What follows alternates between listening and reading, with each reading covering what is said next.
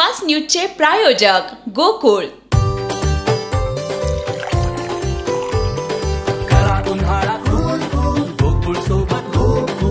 गोकुळ सोबत गोकुळ।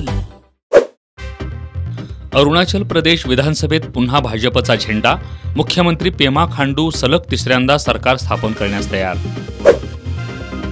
दिल्लीचे मुख्यमंत्री अरविंद केजरीवाल यांनी तिहार कारागृहात केलं आत्मसमर्पण।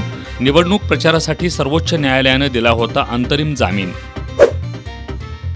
लोकसभा निवडणुकीचा exit poll fraud, Sanjay Raut यांचा आरोप। उद्धव ठाकरे हे पंतप्रधान मोदींना भेटण्यासाठी मेसेज पाठवतायत, त्यांना एनडीए मध्ये यायचंय। दीपक केसरकरांचा खळबळजनक दावा।